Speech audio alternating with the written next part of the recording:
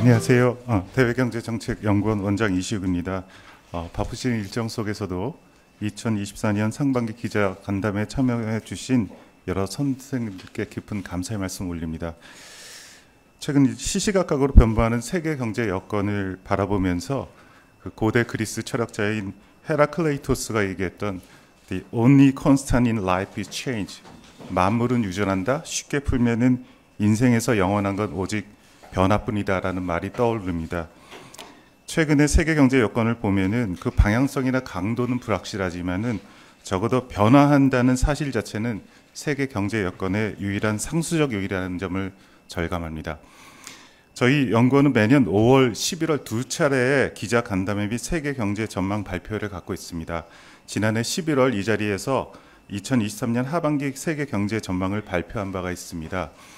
지난해 11월 전망 시기에 대비해서 주목할 만한 몇 가지 세계 경제 환경 변화가 있었습니다. 첫째는 세계 경제와 금융시장에 지대한 영향을 미치는 미국의 통화정책 방향입니다.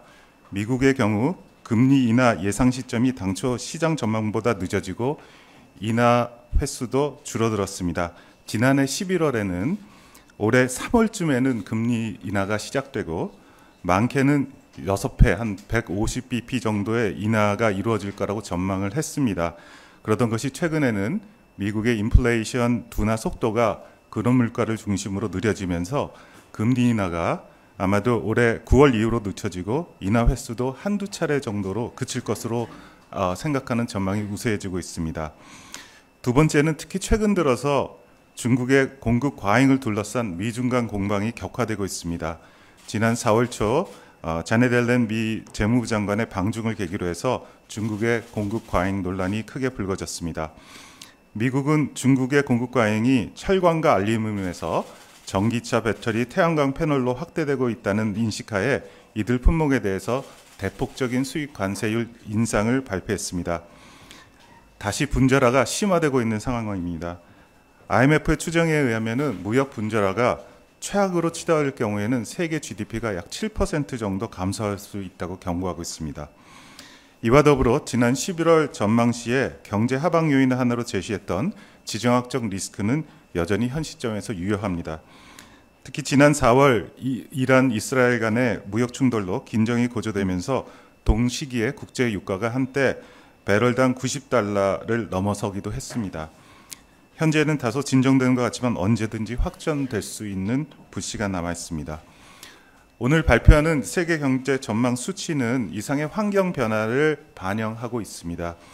근본 키예프 2024년 세계 경제 전망에 따르면 세계 경제는 작년에 3.2%에서는 다소 낮은 3%지만은 저희들이 원래 전망했던 11월 전망했던 것보다 약 0.2%포인트 상향된 3.0%를 성장할 걸로 예상하고 내년 2025년에는 약 3.2%를 성장할 것으로 전망하고 있습니다.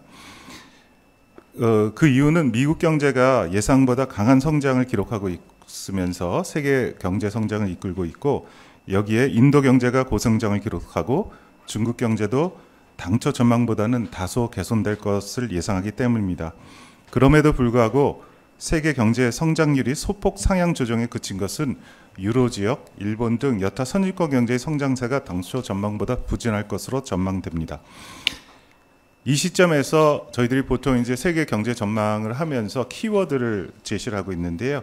주요 키워드는 정책의 초불확실성, 차별화된 성장입니다. 세계적으로 국제관계 통화정책 측면에서의 불확실성에 이어 세계 주요국 및 지역의 선거까지 맞물리면서 정책의 불확실성은 그 어느 때보다 높습니다. 이런 정책의 전개 양상에 따라서 피해가 좀 더 큰 지역과 그렇지 않은 지역이 구분되며 경제 성장의 추세도 차별화되는 양상을 보이고 있습니다.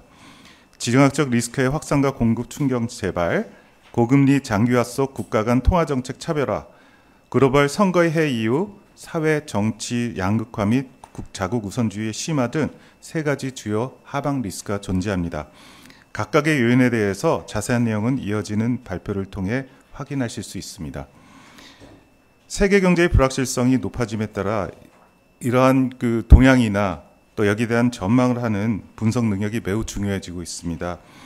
이러한 능력을 제대로 갖출 때야말로 정부와 국민에 대한 적절한 판단을 제공할 수 있는 기초 자료를 제공할 수 있을 것입니다. 그래서 제가 작년에 원장 부임한 이후로 이 전망뿐만 아니라 월간 세계 경제 동향 TF를 신설해서 지속적으로 모니터링을 하고 있습니다. 앞으로도 TF가 이러한 역할을 잘 수행할 수 있도록 더욱 노력하겠습니다. 세계 경제 전망에 대해서 보다 자세한 내용은 이어지는 발표를 통해서 들어보시고 질의응답을 진행하도록 하겠습니다. 감사합니다. 예, 소개받은 국제거시금융실장 정영식입니다. 같이 연구 또 참여하시고 역할을 많이 해주신 분들이 같이 이제 자리에 같이 하고 있습니다. 나중에 질의응답 시간에 아마 궁금한 것들을 많이 답변해 드릴 수 있을 거라고 생각이 듭니다. 네, 그럼 저희가 준비한 세계경제 전망 업데이트를 말씀드리겠습니다. 예, 목차입니다. 전망의 개관입니다. 조금 전에 원장님 말씀하신 것처럼 올해 2024년 세계경제는 3.0%로 지난해에 비해서는 소폭 둔화되는 걸로 전망을 하고 있습니다. 내년에는 2025년 3.2% 성장할 것으로 전망하고 있습니다. 이 국별로 살펴보면 미국이 2.4% 올해 세계경제 성장률 기준으로, 유로 지역이 0.7%, 일본이 0.9%, 중국이 4.8%, 인도가 6.8%, 아시안이 4.5%, 러시아가 3.2%, 브라질이 1.8%입니다. 올해 세계 경제가 굉장히 약간 견조한 모습이지만 지난해에 비해서 다소 이제 둔화될 거로 보는 데는 원장님이 말씀하신 이제 리스크 요인들을 고려해서 고금리의 장기화가 지속되고 있고, 고금리가, 그리고 코로나 팬데믹 이후에 확대된 어떤 재정의 역할도 이전보다는 좀 약화되는 측면, 그리고 이제 지정학적 리스크와 분절화, 이런 요인들이 세계 경제의 어떤 성장을 좀 압박하는 요인으로 작용할 것으로 저희가 판단하고 있기 때문입니다. 올해 세계 경제 성장률은 이 3.0%지만 이게 이제 2015년부터 19년까지 이 연평균을 비교해 볼 때 여전히 코로나 이전 평균, 5개년 평균의 3.4%에 비해서는 여전히 낮은 수치입니다. 이제 이렇게 낮은 걸 아마 그래프로 보시면 확인하실 수 있을 텐데, 유로 지역의 경제 성장률이 과거 코로나 팬데믹 이전에 비해서 큰 폭으로 낮고요. 또 하나는 중국 경제 성장률이 코로나 이전에 비해서 크게 낮습니다. 나머지 이제 두 경제권, 미국하고 인도의 경제 성장률은 코로나 이전의 연평균하고 유사한 수준입니다. 아마 이걸 보시면 코로나 팬데믹 이후에 개별국의 어떤 경제 체질 변화, 또는 세계 경제의 분절화, 또는 지정학적 리스크의 여파 등으로 세계 경제의 어떤 판도 변화를 잘 보여주는 대목이라고 생각이 됩니다. 이러한 어떤 흐름은 세계 주요 경제권의 장기 경제 성장률 흐름을 보셔도 쉽게 확인할 수 있습니다. 미국이 세계 경제의 완만한 성장을 주도하고 있고, 신흥국 중에서는 인도의 경제 성장세가 두드러집니다.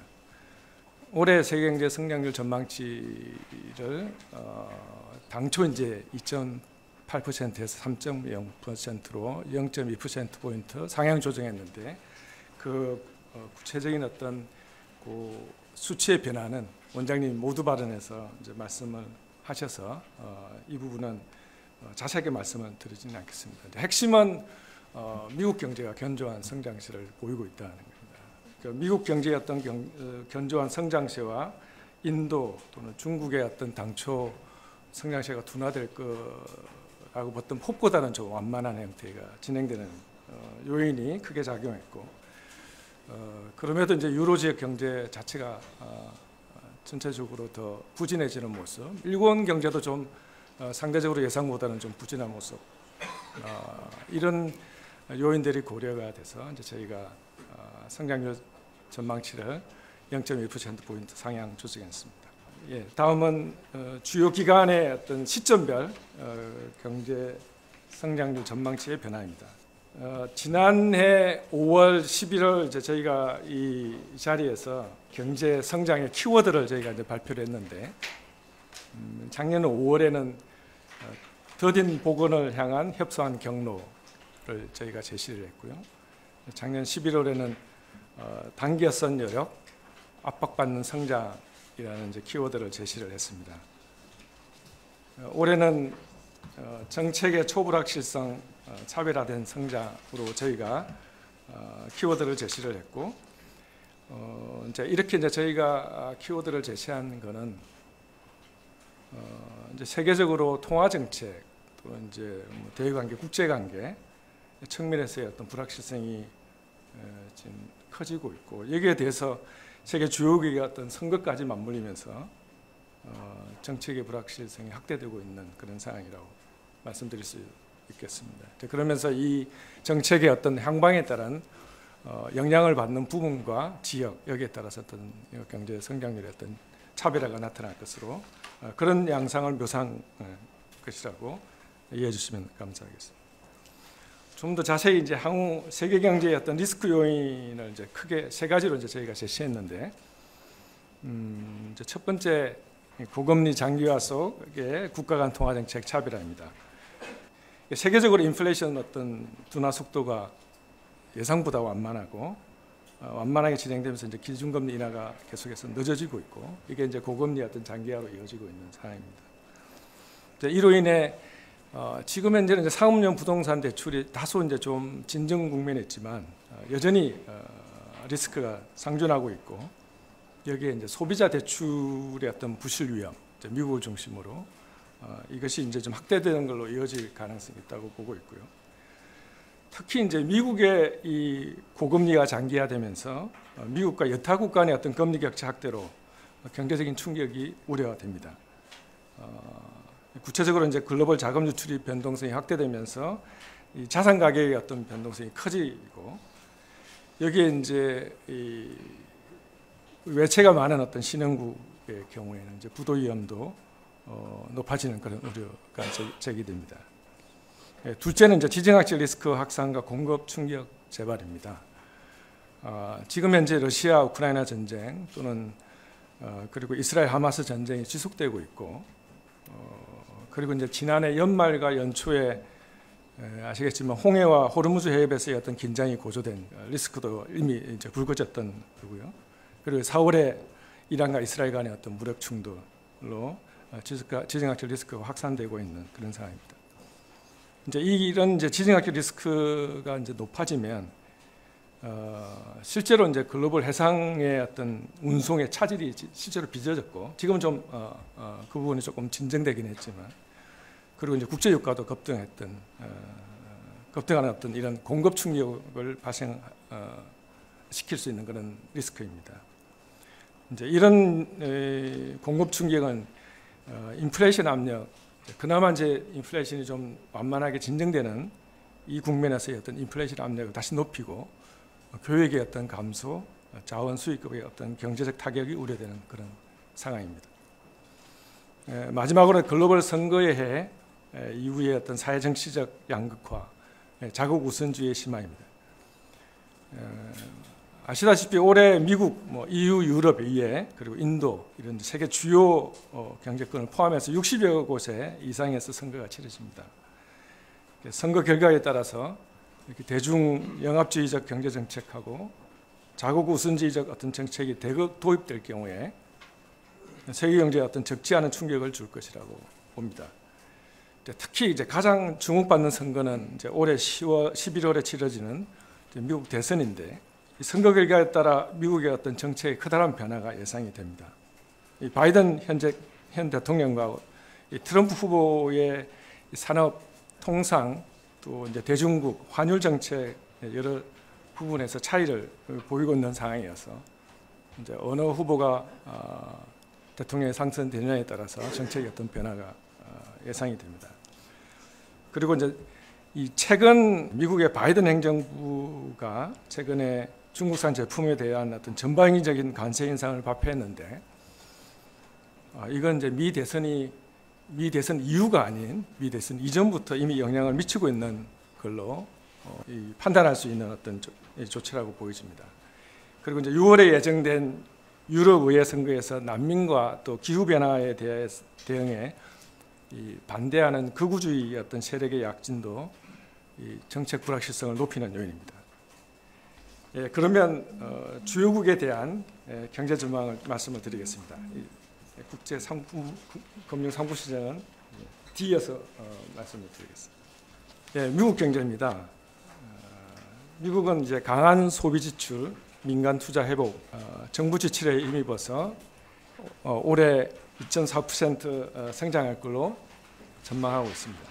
그러니까 양호한 고용 그리고 이제 임금 상승에 힘입은 소비 지출이 2024년 경제 성장을 견인할 것으로 예상되지만 2025년에는 이 고금리의 어떤 지속이 소비의 시차를 두고 영향을 주면서 전반적인 어떤 소비 성장률이 둔화될 걸로 전망하고 있습니다. 그리고 이제 민간 투자도 미국 정부의 어떤 보조금, 대대적인 보조금과 대출 보장, 그리고 이제 2023년 이제 지난해 주거용 투자 부진으로 인한 어떤 기저 효과로 인해서 대폭적인 어떤 투자 부분이 회복이 될 걸로 보고 있고, 근데 또 하나 중요한 축은 미국 정부의 정부 지출이 올해 어떻게 보면 성장의 중요한 축을 담당하고 있는데, 하지만 내년에는 이런 각종 공급망 법안의 어떤 지출 여력이 좀 소진되면서 정부의 어떤 성장 기여도는 다소 좀 약화될 것으로 그렇게 예상하고 있습니다. 이 오른쪽 밑에 그래프가 정부 지출의 GDP 성장률 기여도인데, 이 기여율로 계산해 보면 평균 27% 미국 경제 성장률을 설명하는 게 정부 지출의 어떤 기여도입니다. 예, 다음으로 유럽 경제입니다. 유럽 경제는 미국 경제와 달리 낮은 수준의 투자와 독일 경제 부진으로 미약한 성장, 0.7% 성장을 보일 것으로 전망하고 있습니다. 하지만 이제 2024년 하반기부터 이제 금리 인하가 이루어질 걸로 예상하고 있고, 그 여파로 이제 무역이 개선되고 이제 그런 부분들이 기대가 되지만 이제 낮은 성장률 자체를 이제 크게 반전시키기는 어렵다라고 보고 있고요. 그렇게 보는 이제 주된 이유는 이제 이 유로존 경제의 30% 정도를 차지하고 있는 독일 경제가 이 재정 지출의 어떤 여력이 제한돼 있고, 또 하나 이제 금리가 여전히 지금 높은 상태고, 그리고 자동차, 기계 부품, 이제 자본재 중간재의 어떤 글로벌 수요가 감소하는 측면, 그리고 이 에너지 지역적 상품, 특히 화학하고 철강의 이 가격 경쟁력 약화로 이제 인한 어떤 수출 감소가 독일 경제를 이제 성장률을 정체시키는 어떤 요인으로 작용할 걸로 보고 있습니다. 하지만 이 이제 또 다른 이제 유로존 부분에서의 요인은 이 유연성을 부여하긴 했지만 EU의 어떤 재정 준칙이 개정된 거와 유럽 국내 정치에서의 어떤 극우 성향 정당의 어떤 지지가 확대되는 부분도 유로존 어떤 경제를 압박하는 그런 요인으로 작용할 걸로 보고 있습니다. 다음은 일본 경제입니다. 일본은 이 내수의 어떤 완만한 개선에도 순수출 기여도 약화로 0.9% 성장할 걸로 전망하고 있습니다. 안정된 물가와 예상을 상회하는 어떤 임금 인상률에 기반해서 개인 소비와 기업 투자의 어떤 완만한 성장이 예상이 됩니다. 특히 이제 최근에 이제 엔저가 진행되는데 이제 엔저의 어떤 기대도 있지만 이제 그거보다도 이 글로벌 IT 업황의 회복으로 인한 어떤 수출 확대, 그거와 함께 이제 국내 수요 증가로 인한 수입 확대가 맞물리면서 이 전체적인 이 순수출 기여도는 지난해에 비해서는 떨어질 걸로 그렇게 예상하고 있습니다. 아시겠지만 올해 3월 일본이 통화 정책을 변경했는데, 이건 2007년 이후에 17년 만에 처음으로 정책금리를 인상한 거고 2016년 이후 이 8년간 지속되던 마이너스 정책금리에서 탈피한 정책을 발표했습니다. 추가적으로 지금 엔저가 진행되면서 일본 내에 이 양적 축소 또는 이제 추가적인 금리 인하가 논의되고 있고 시장에서는 한두 차례 연내에 금리 인상이 단행될 가능성이 제기되고 있습니다. 다음으로 중국 경제입니다. 중국 경제는 이제 여러 리스크 요인으로 이 성장세 둔화가 어떻게 보면 지속되고 있지만 여기에 이제 경제 안정화 정책의 효과로 성장세가 4.8% 성장할 걸로 지난해 저희가 전망했을 때에 비해서는 이제 0.3%포인트 상향 조정한 성장세입니다. 특히 이제 이 중국 정부의 경제 안정화 정책이 아주 다방면에서 진행되는 측면이 있고 이게 이 시장의 어떤 안정, 경제의 안정에 일조하고 있는 걸로 저희가 판단하고 있습니다. 여기에서 좀 주의 깊게 보실 부분은 이제 오른쪽 밑에 있는 그래프인데 중국의 외국인 직접 투자 증가율입니다. 이게 보시면 2023년 2, 4분기부터 꾸준히 마이너스고 올해 들어서는 그 마이너스의 어떤 감소 폭이 더 확대되고 있는 그런 상황인데 이건 저희가 보기에 2023년 이후 그러니까 그 이후에 진행되고 있는 중국 내의 어떤 구조 변화하고 또 이제 글로벌 공급망 변화 이런 어떤 복합적인 요인에 기인한 것으로 보고 있습니다. 그리고 이 생산자 물가를 중심으로 중국의 어떤 물가 하락이 지속되고 있는데 이건 이제 중국 경제의 디플레이션 우려가 제기되고 있는 상황이고 이게 세계 경제에 있어서의 물가 부분에서는 아마 안정화 요인으로 작용할 걸로 보고 있습니다. 다음으로 인도 경제입니다. 인도는 투자와 소비 호조에 힘입어 6.8% 성장할 걸로 전망하고 있습니다. 인프라와 주택 공급을 중심으로 정부와 민간 투자가 계속 확대되고 물가 안정, 특히 에너지 가격 하락에 따른 물가 안정, 농업 부분 회복으로 소비가 정상화되면서 고성장세를 지속할 걸로 전망하고 있습니다.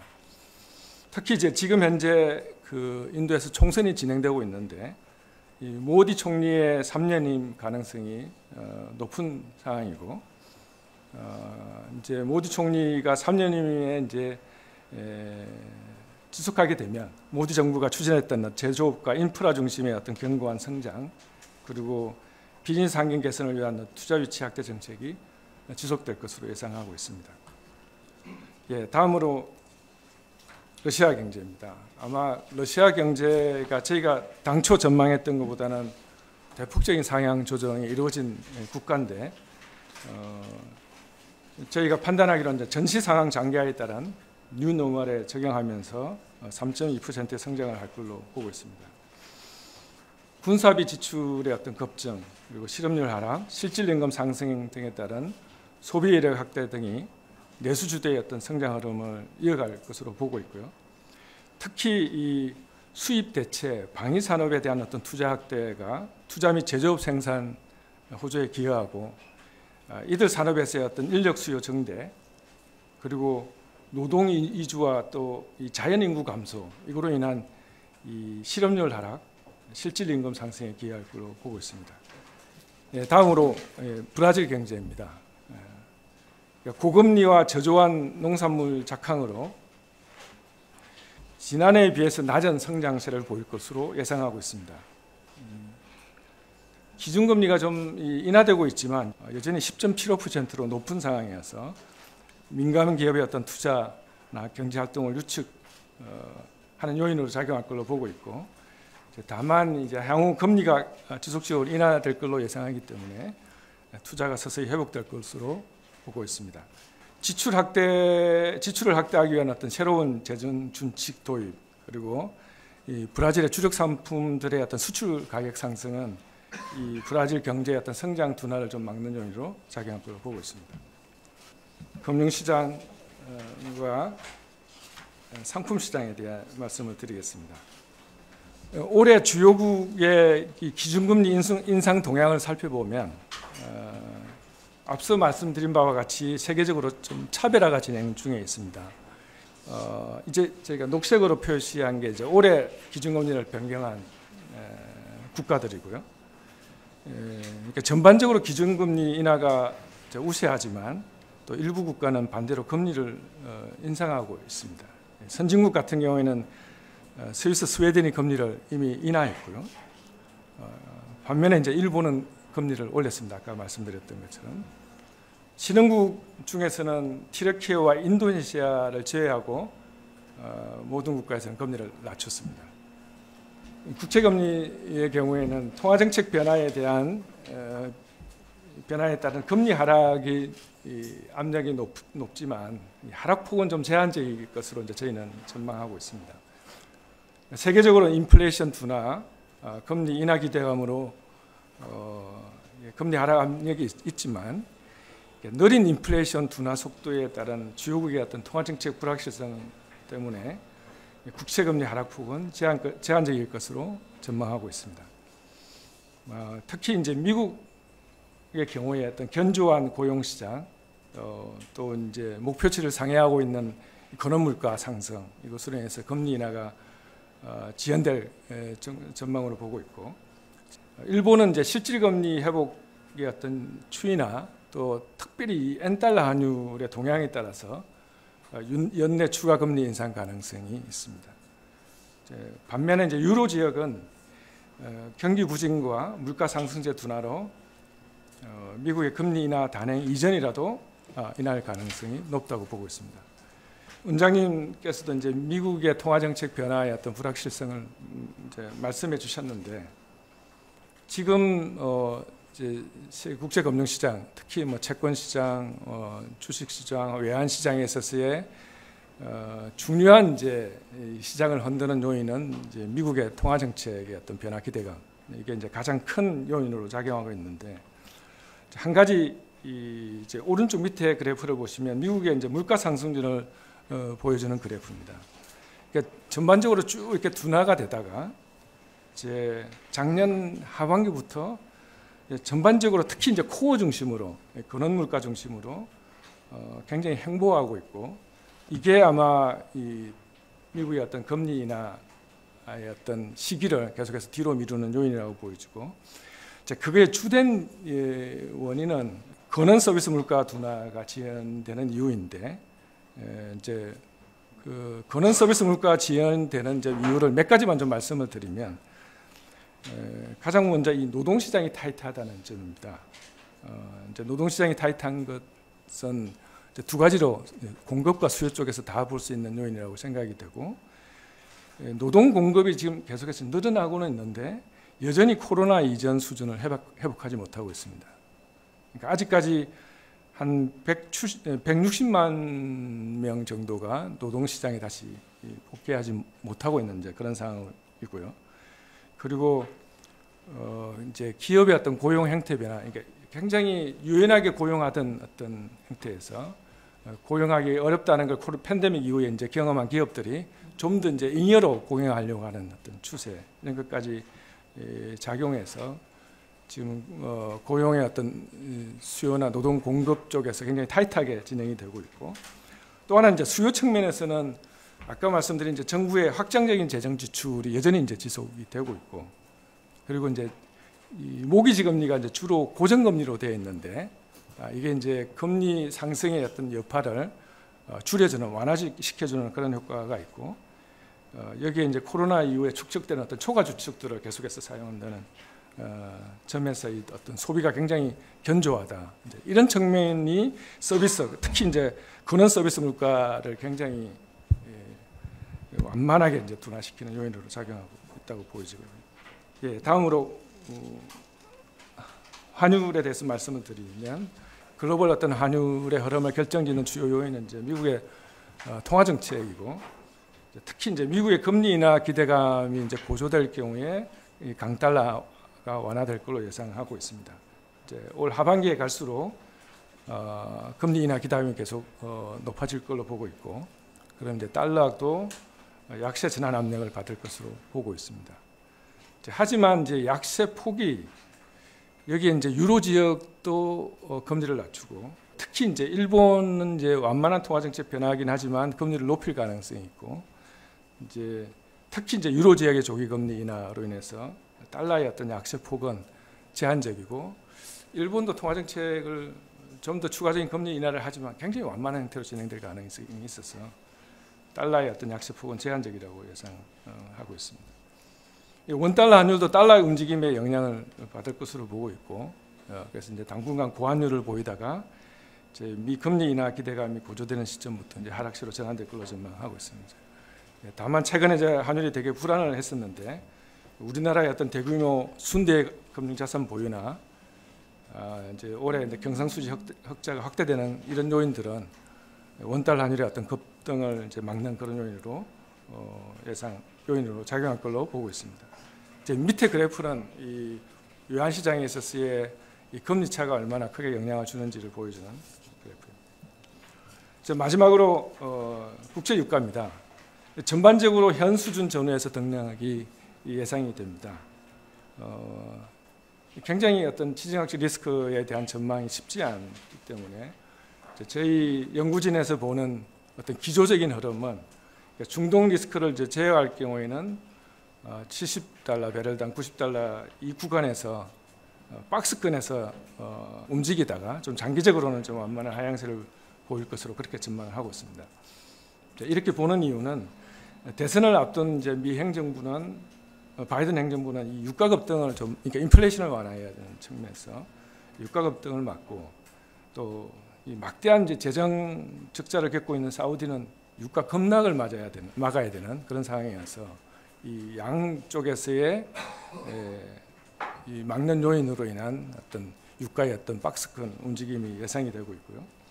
장기 추세는 전반적인 어떤 성장세가 아주 큰 폭으로 회복되기 어렵다는 것과 함께 이 이제 전기차 어떤 생산의 확대라든지 에너지 효율의 확대 이런 걸로 인한 어떤 수요의 어떤 성장 둔화와 함께 이제 비오펙 쪽의 어떤 생산 플러스의 어떤 생산 정책가 맞물려서 전반적으로 좀 하향세를 보일 것으로 추정이 됩니다. 다만 중동 분쟁이 악화될 경우에 국제 유가는 이제 일각에서는 이제 배럴당 $100를 넘었을 거다. 또 더 이상은 이제 오를 것으로 이제 예상을 하고 있는 그런 상황입니다.